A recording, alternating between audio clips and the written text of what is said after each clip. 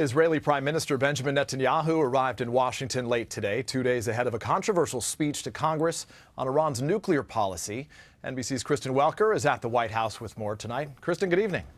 Peter, good evening. This visit marks a new low in the already thorny relationship between President Obama and Prime Minister Netanyahu. The White House and Democrats are fuming because they say the Prime Minister snubbed the president by accepting an invitation to address Congress from Republican House Speaker John Boehner without consulting the White House. Today, Speaker Boehner said Congress has every right to do this. Now, last week, National Security Advisor Susan Rice called the speech, quote, destructive to U.S.-Israeli relations. But today, Secretary of State John Kerry downplayed the tensions, saying the Prime Minister of Israel is welcome to speak in the United States. Now, Netanyahu is expected to criticize the president's strategy dealing with Iran's nuclear program, which he says puts Israel in mortal danger. According to the White House, the president won't meet with the Prime Minister because the Israeli elections are just 2 weeks away. Now, more than 30 Democratic lawmakers plan to boycott Netanyahu's Tuesday speech before Congress, as well as Vice President Biden.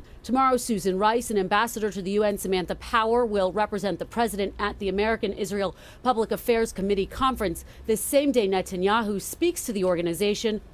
As tensions mount, both sides will likely lay out very different views of how to handle the Iran nuclear crisis. Peter. All right, Kristen Welker at the White House tonight. Kristen.